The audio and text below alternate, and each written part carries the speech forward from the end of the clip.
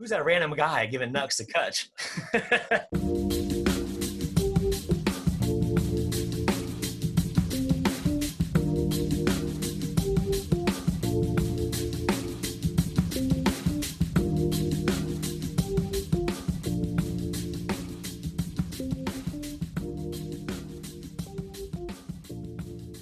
All right, so we got Chase Darno with us, MLB vet, Renaissance man. He's got his own band, his media company. Thanks for joining the show, man. Yeah, thanks for taking interest. So yesterday I saw a tweet you had. It was first year out of a baseball uniform was driving me crazy. How is this first year without spring training and now summer camp? It's tough to tell the difference, like whether or not it's just COVID and being cooped up that's affecting me or being out of a uniform. I think it's just a lot of both, right? Like most players struggle. First year is the hardest, especially when spring training starts, because you are injected with this FOMO once everybody leaves and goes to train. So I went through that in January, February, when all my buddies were like, all right, here we go. Time to get ready for the season. Just got done training and they all left. And then here I was just continuing to shoot and edit. Luckily, I've been able to somewhat be a part of it because I'd go to Arizona or Florida and shoot with some guys to create some content with them. And that was my way of exiting the game and kind of being a part of it. Kind of being a part of it still. Yep. And then COVID hit and it was just boom. No more traveling. You're hanging. Yeah. But all players are in that light. What was your decision to retire? I mean, you could still be playing right now. I could, and there's a big part of me that talks to myself and says, just get out there and get back out there on the field and do it. You miss it. You're in shape still. Go ahead and do it. But then that voice has been louder than the other one that's been saying, just stick to what you're doing. You get to hang with your family now. I have 2 kids. Yeah. It's really hard for me being away from them for 2 weeks at a time. And this off season, my wife had told me how much she'd prefer to stay back with the kids because it's stressful traveling with them and being a single mom without any support system around you for 2 weeks at a time if I'm going on a road trip. So what ended up happening was I took that into consideration. I'd started a media company, production group last year that was going well, and I had have some great partners, and I was making content with some great companies like Baseballism being one of them. I stayed true to my values and found myself in a position where I had a choice to continue earning a living in production or continue going in baseball. And because I would get more time with my kids going the production route, I chose that. I was 33 years old I'm 33 years old coming off of a so-so year. I've had a great career and I feel like there's value in what I'm bringing to the table from a content standpoint. So yeah, I mean, you go this route. You played with multiple ball clubs. You can see all your bags in the back. You did have a fine career. I've watched you a lot. And now you're doing the Journeyman series, which you spoke of. Is that always something you knew you wanted to do? Like while you were playing, I know last year you kind of tracked yourself in AAA, but early 2010s, mid 2010s, did you know that this was something you were going to do? No, I didn't. In 2016, I was in a band. This is while I was playing with the Braves, and we had some amazing opportunities. We played at the Bonnaroo Music Festival. I saw that. Lady Antebellum. We headlined a couple shows at other various venues like Eddie's Attic. We just tried to hit all the iconic venues, and it was that year that I realized how powerful content could be. We had a very talented shooter and editor that I became really good friends with who lived with us. We had the whole band living together that year. What ball player does that? But sitting next to him, watching him edit the footage that he gathered was this storm of storytelling that took songwriting to another level for me. Because through songwriting, you can communicate and express yourself and tell a story and evoke emotion. But through editing, you have even more to work with. On top of the music, so your music choice, you have someone's dialogue, right? It's like right now you're interviewing me, mm-hmm. and something that I say with music behind it and some B-roll going on top of that. You have multiple storylines going on at once. And in music, it's not quite the same. So I fell in love with that aspect of it, storytelling through film. And so I started documenting. I figured now is a great time to start capturing everything around me, because I don't know any other ball players that did it, and I just wanted to make sure I had it in quality form. So I went ahead and purchased a second full frame camera and started interviewing players, coaches, wives, girlfriends, and getting behind the scenes content. Clubhouse manager. Clubhouse managers. And I've been using the Journeyman series. The stuff I put out so far is just little snippets of what I have, but all the really good stuff that I have, I'm just holding on to because I don't want to do a disservice, because I know how valuable it is that a ball player for the last 5 years career up in the big leagues documented behind the scenes stuff, high quality. So I just don't want to do that content a disservice. I'm holding that close to my chest still till I find the right producers, storytellers that want to help me put that out and distribute. Well, you've obviously, I'm sure you've built up a great network of teammates and friends. So it's on the right track for sure. How did the Baseballism co-brand come about? Because that's a great company. Great company. I love Baseballism. I mean, a fan made this, and they put the Darno Media Group and the Baseballism logo right there from the Journeyman series. I got this in the mail recently. So the Journeyman series started in 2019. Just tracking what it was like being a ball player that wasn't a superstar, somebody that's going through those ups and downs constantly throughout their career. And they watched that, and they were fans of the Journeyman series. They liked that father and son and the whole family could watch it together. It represented baseball the way that they want the game to be represented. So they called me and told me how much they liked it and said they wanted to collaborate on a series. And so what came to be was Ball Players Like Us video series, where I would interview baseball players one-on-one, camera right here. Sometimes I put it on a tripod, but I like the feel when the background's moving a little bit. So I prefer to hold the camera. And ball players I dig and dive and have intimate conversations with ball players. And I pick my favorite 2 minutes, whatever my favorite message is. And Travis Chalk, the CEO of Baseballism, will collaborate with me, and I'll send him the footage. And we come up with an idea of whatever message we like the best is what we put out. It's meant for young athletes and also parents, because there's a lot of insight that you can get from an athlete. Yeah. If there's one thing that as fans we like, is when we can relate to the athletes we're watching on television. Like they're just like us. So it's definitely a great idea. Yeah. It humanizes them a little more. I felt like the Journeyman season really humanized me. It takes a lot. It's a vulnerable position that I put myself in to, I worked with the videographer and allowed him to document what it was like, even around my family for a little while. A lot of people thought it was interesting. More ball players are starting to realize that the more you put yourself out there and just share your interests with other people, the stronger the connection becomes with your fan base. Yeah, we spoke a little bit earlier about Trevor Bauer, what he's doing, and that's a perfect example. Mm-hmm. Yeah. So you, with the pandemic, are you still getting guests and creating content, or is it kind of on hold until you can be one-on-one and traveling with them?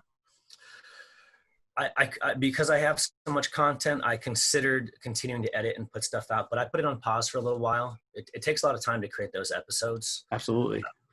Especially the ones I haven't released yet. I've been working on stuff that I haven't put out yet behind the scenes. I just wanted to focus on hanging out with my family. The pandemic provided the Darno family with an opportunity to hang out during the summer where we grew up. My brother, Travis, who still plays, so we're both going our separate routes during the season, playing baseball, and sometimes we see each other during a season. My sister, Lindsay, who is in med school she's in Bloomington right now. And then my parents are here in Long Beach. So we were all together for about 4 months straight, and we haven't been able to do that since high school. To go to the beach together, this is before COVID was it lined up for a while, but we got to have some experiences that we normally wouldn't have been able to have. So I took that time during the pandemic to just hang with them. Well, that's awesome. The Journeyman series, it's kind of marked after your career. You've played with a bunch of teams. What year to you from your big league career sticks out to you as your favorite or most memorable? A lot of things flash. A lot of things are coming up, but when it comes to the coolest story in itself, like I love playing for all these teams. Yeah. What happened with the Braves while I was simultaneously playing ball? I was playing good ball too. 2016 was a really good year for you. 2016, when I embarked on this journey with a friend of mine who's a producer, and we created an album together during spring training. We documented the whole thing, like 4 terabytes worth of footage that hasn't seen the light of day from 2016. Because I thought it'd be a cool story. I started the year in AAA, and after creating an album during spring training in Orlando. 2 weeks into the season, I got called up to play the Braves, and then they heard the music, saw that we came out with an album, and they really liked it so much that they helped us promote it. And their promotion helped us land our opportunity to play at the Bonner Music Festival. And once you do that, it really opened up even more doors. And we ended up opening up for Lady Antebellum, like we covered earlier. Like even that in itself makes the year very interesting. Yeah. But on top of that, to be playing Major League Baseball at the same time, I think a lot of people thought I was crazy. But luckily, my first couple of months, I was hitting over 300, which really helped. Because if I was struggling, you'd be like, hey, concentrate.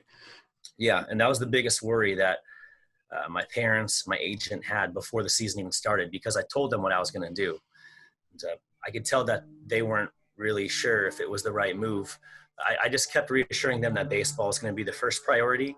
And my outlook on it was, worst thing that could happen is that I have some friends out there with me during the season, and I'll get better at music, hone in on my craft and become a better singer and musician just because we played so much.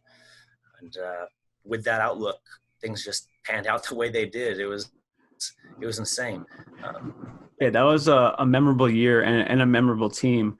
A lot of really good guys in that team. Jeff Francoeur, I think Gordon Beckham. It was a cool team. Yeah. And then you guys had the Fort Bragg game in there as well. Yep.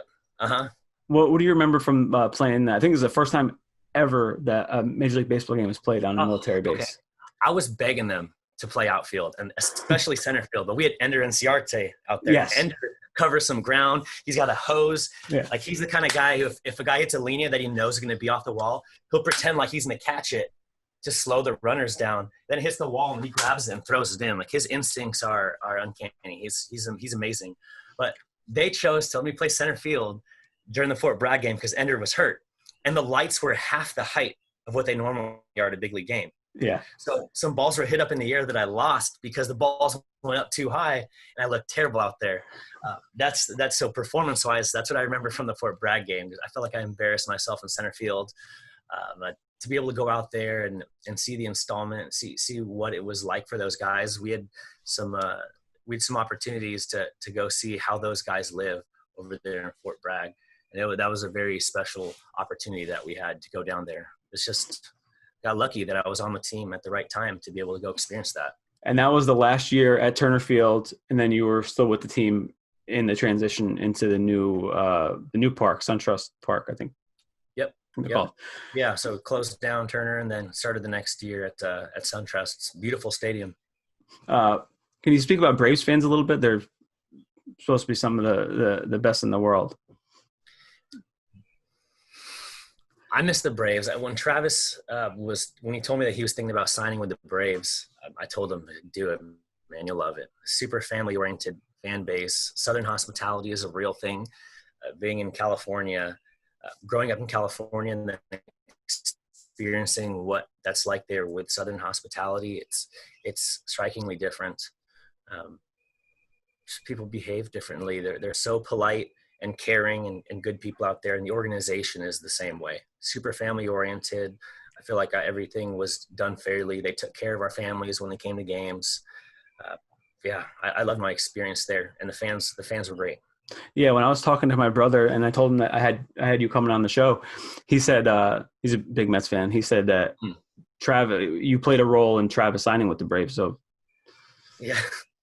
A little bit. It was between the Braves and one or two other teams, but I was hoping that he would sign with the Braves. So you played center field in the Fort Bragg game, and you throughout your career you played every position except catcher. Yeah. You finally got on the hill in 2018 with the Giants. Did you let the manager know, at some point during the season, hey, if you ever need me to go, I could do it, or was that like a spur of the moment thing? How did that work out? It was a spur of the moment thing.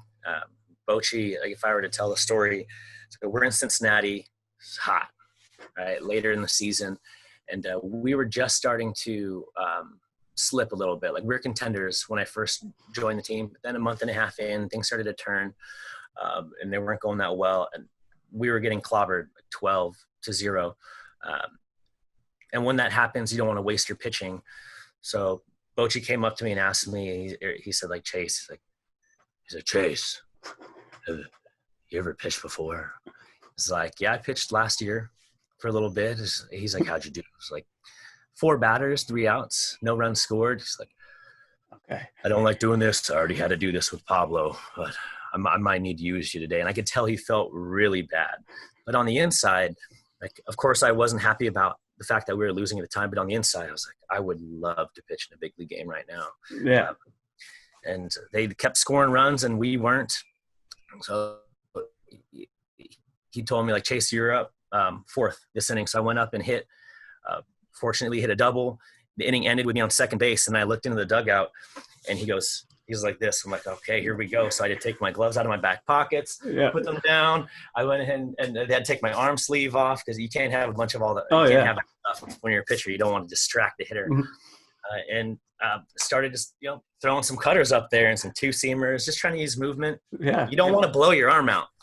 Last thing you want to do is try to throw hard and then need Tommy John after the infielder goes into pitch. But, Nick Huntley came up to me after I threw a few warm-up pitches. I think I threw like 4. I was like ready to go. I'm good. Adrenaline going.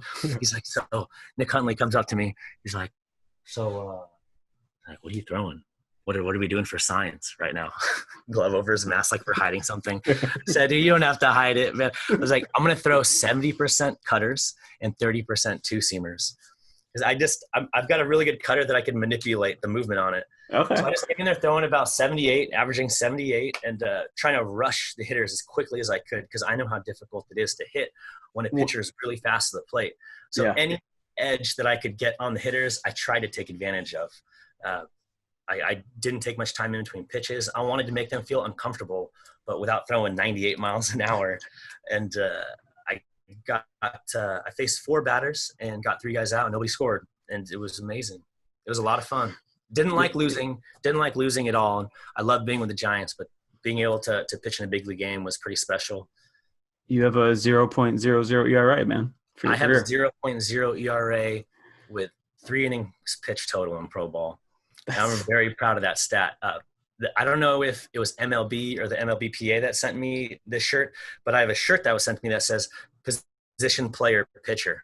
It was so cool. I was pumped. I think it was Cut 4. Cut 4 sent it to me. Yeah, Cut 4 always does that when a position player's in, they do like this funky tweet that people really like.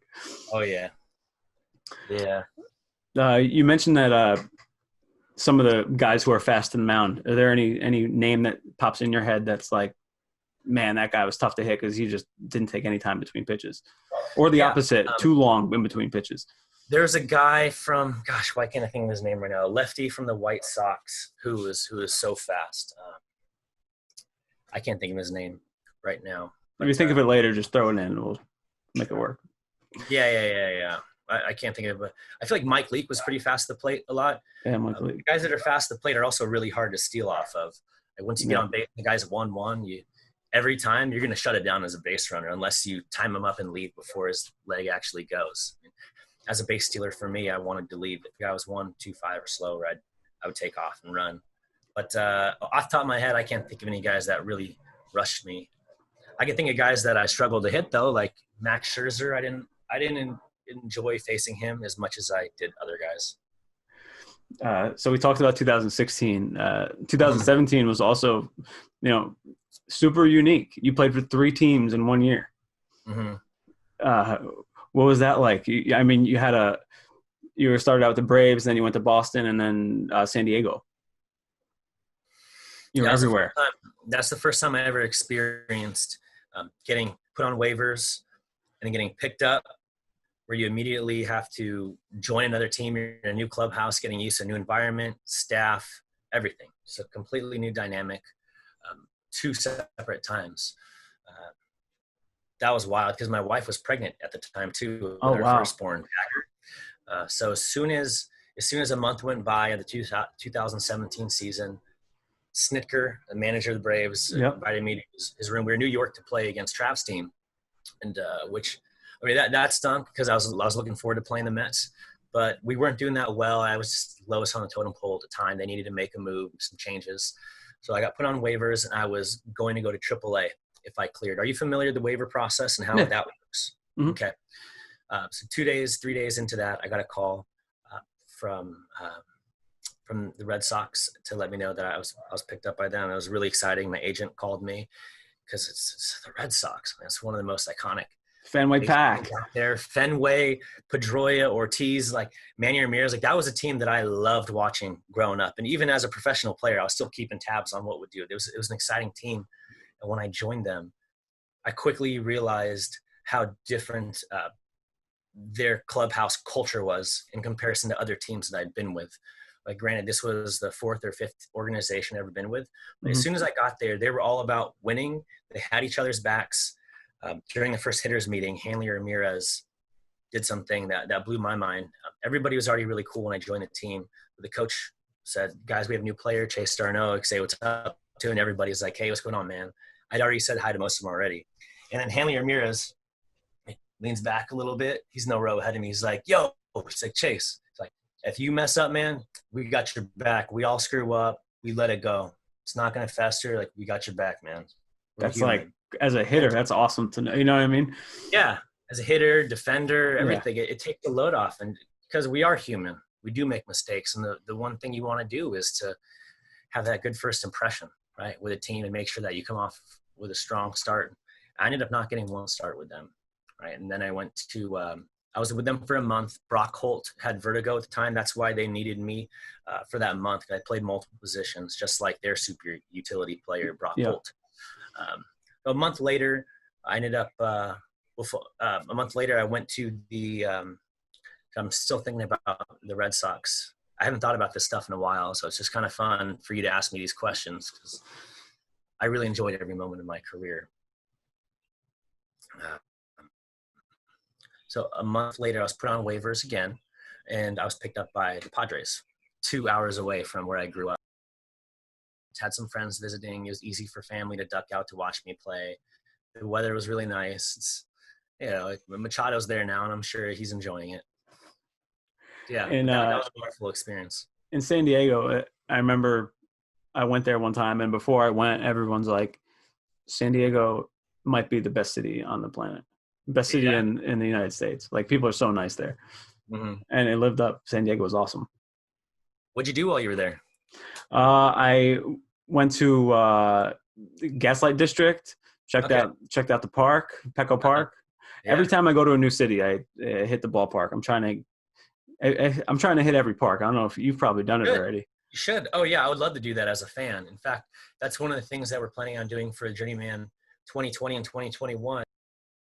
So a buddy of mine who's a videographer and I are going to travel to different stadiums, showcasing them and showing all the highlights of what makes the stadiums unique. And it's going to be like me sitting next to the fountain in Kauffman Stadium where the Royals play, hearing the water gushing. Like, I haven't experienced being a fan, but I'm looking forward to that next endeavor once COVID lightens up. Yeah, you have some really good ideas, and I hope you go forth with that because that would be really cool to watch. Yeah. As far as playing in all these stadiums, what are some of your favorite stadiums to play in? I like different stadiums for different reasons. Okay. Like the more hitter-friendly ones, the best. Yeah. Because ball flies. It's easy to see. I love playing in Arizona, Milwaukee, especially Milwaukee. I feel like you could miss a ball there and it go pretty deep still. Cincinnati, ball flew really well, even though it's not a dome.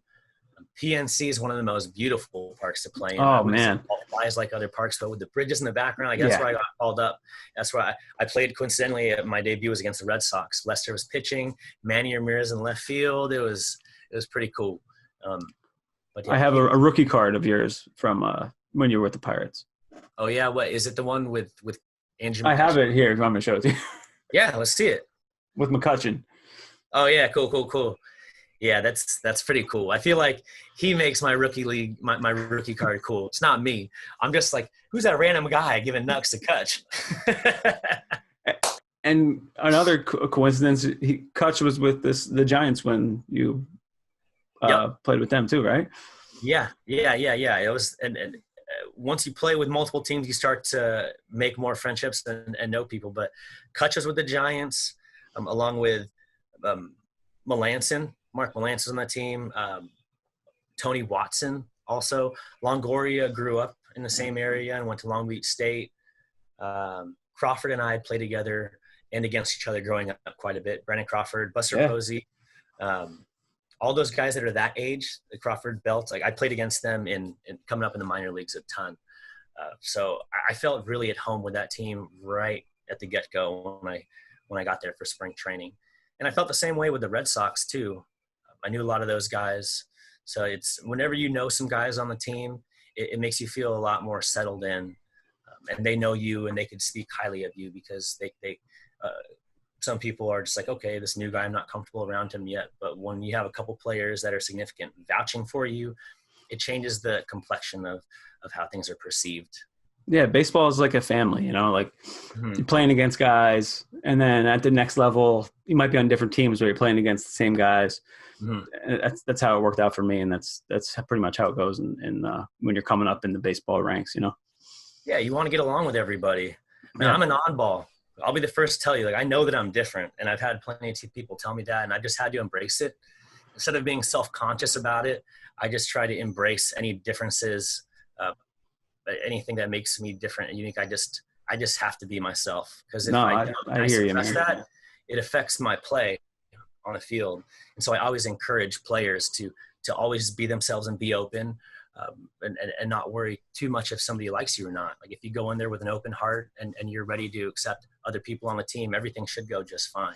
Well, I think, you know, within the last 5 to probably this last decade, things have been changing more for the better. You can be more yourself. You're not so like, you know, pigeonholed to this like athlete. You can kind of be yourself and feel more comfortable, and people are more accepting. Mm-hmm. Yeah, big time. Media is, I never thought that things were going to go in this direction. In 2009, I was in low A. Twitter was just created, right? And immediately our social media teams, like I don't even know if they were using the term like social media yet. They're like, guys, Twitter, stay off of it. What you put out there is going to be used against you. Be really careful what you put out there. So early on, I had some people to warn me to be careful what you put out there and that it's there forever. Now, a lot of people are getting backlash now that are in their like mid 20s from stuff that they put out on Twitter when they were in middle school and high school. If there was a Twitter when I was in middle school and high school, I might have put my foot in my mouth too then. Like, it's understandable. You do have to be really careful what you put out there. As athletes, when you're wearing a major league uniform, you could give a kid a high five and this can change the complexion of his day. Like his day was already great. He's at a major league field, but he just got high five from this major leaguer, and they probably didn't even know my name, but he just remembers it. Like, wow, like I high fived a big leaguer today. That's I take that seriously. We're role models. So what we do put out there in social media, I feel like we just need to keep that in mind, that little kids are looking up to us. For sure. Any advice for young hitters growing up? You know, baseball can be a tough mental game. If you have an 0 for 4, if you get into a little bit of a slump. I know how, like you have players like Kobe Bryant, right? Basketball, he was really hard on himself. He put a lot of time in, and it's really easy. It's really easy for a player to put that time in and that effort, but be doing something wrong mechanically. And so they're ingraining the wrong muscle memory. Practice makes permanent. Like funky. Yeah, practice makes permanent. But so to avoid saying anything mechanical or too like heady, I feel like it's important to make sure that you're choosing your friends wisely within a team, and even that support group outside of the team. Like, know what is like if you're hanging out with some guys that you know aren't the best people, and you're hanging out with them a lot and trying to impress them, it's only going to affect you negatively. You need to choose your friends wisely, and especially your role models. Make sure that when you decide who your best player is and that you want to be just like them and having a career like them, pay attention to what they're doing, all the little fine details. There's so much information nowadays at your fingertips and your device. Yeah, Like, absolutely. like use it, take advantage of all the information that's out there. There's a lot of crap out there. Yeah. That's correct. A lot of coaches that don't know what they're talking about, but have a lot of followers. There's some great coaches that didn't play the game, but are still amazing and know what they're talking about. So you really have to just try things out and see what works for you. But having a good support group and a good group of friends that all are ambitious and want to succeed the same way you do is important to thrive. Not going to keep you here too much longer. What are your thoughts on some of the new rule changes that are going into this upcoming baseball season? DH in both leagues. Remind me what these rules. Okay. DH in both leagues, which is probably the biggest one. The 3-batter rule, I think that might have been there last year as well. Each pitcher has to face 3 batters. Yeah. And that'll speed the game up. That's why they did that. Yeah. To be honest, like there being a DH in the National League now doesn't bother me. I know that there are purists out there that want to keep the game the same, keep going extra innings. I think it'd be a lot of fun if they did a home run derby. After 10 innings or 11 innings and nobody wins, like get your biggest bopper and your best BP thrower, and like each guy gets 5 to 10 pitches, and whoever hits the most amount of homers, like that's exciting. They are doing so. The extra inning rule this year is after extra innings starts with a guy on second base. They're doing that in the big leagues. Yeah, they do it in the Indies, I think, and they're using it this year for the shortened season. So, in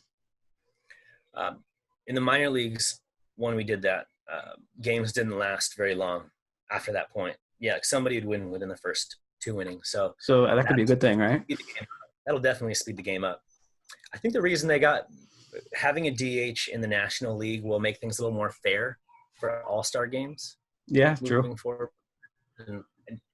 Yeah, it'll make things more fair when it comes to that National League versus American League. But I didn't really care to watch pitchers hit. Like even when I'm at shortstop, it's okay, the pitcher's up, probably going to roll over to me or pop out or something like that. It's not as exciting as seeing somebody like David Ortiz step in who can do some damage. Like a real DH, like, Frank Thomas or. Right. There's less thinking involved being a manager. That's one less thing to think about. There aren't going to be many double switches. So I think that most teams are going to carry – like versatility is huge right now in the game. Yeah. They're having a lot of guys at young levels when they first get drafted starting to play center, short, third, second, all over the place. So the more versatility, the better. So that's one thing that I'm noticing. The Dodgers have had so much success with that. I spoke with Richie Schaefer, who was a first-round pick with the Rays, and he said when he got up to the bigs, he was like, I'll play the outfield, like any way to get in the game. So, the versatilities. Yeah, that was an interesting interview. Like he threw out his numbers, like how well he did in indie ball the previous year. He hit almost 30 home runs. Yeah, 27 home runs his last year. Yeah, he was quick to pull the chute on his career. I mean, how old was he at the time when he stopped playing? He's still young. He's 20-something. Yeah, it made me want to talk to him a little bit. Just be like, man, keep playing. I know, right? I don't know what he wants, but you guys have the you're in the fraternity together, so put me in touch. Okay, no doubt. Before I let you go, tell me, is the Chase Darnell band still intact? No, it's not intact. As soon as I had kids, and it's not intact. It's not intact, and we haven't done anything since 2017 because baseball is so consuming, right? You have to obsess over to do really well, and I feel like I didn't want to be an absentee dad, right? Like if I'm playing baseball and then I go on a tour after the season, which I did after the 2016 season, like a little mini tour. It's a full year. That's a lot of work. Yeah, that's a lot of work, and I wouldn't be around as much as I'd like to. I don't want a put my child through that. So I decided to refocus and invest in my baseball game. And that's why I started working with Craig Wallenbrock, that hitting consultant I mentioned. And that was wonderful, right? Like I invested in my mental game a few years before that, after my 2013 season, and that really worked out. So I empower all baseball players to, like, it's one thing to look up something online and to read it and apply it, but to be able to just hear it right out of the person's mouth and work with somebody who has some great eyes and can get a feel for you, help you out. It's worth it. It's worth it. And a lot of really good ball players are working with consultants nowadays. For sure. So Chase has a Journeyman series on YouTube. Where can everyone find you on social? On socials, at Chase Darno, his first and last name, keeping it simple.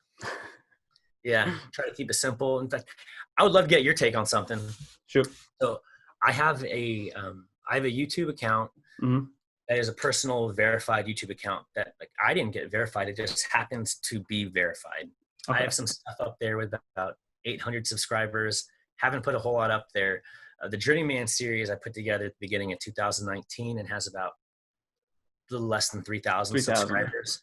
Haven't tried really promoting it that hard yet with other YouTubers. I've been asking people, should I just transfer everything from there onto my personal one and run with the personal one that's verified and start promoting that one? Or should I stick to the Journeyman series and just keep building that one out?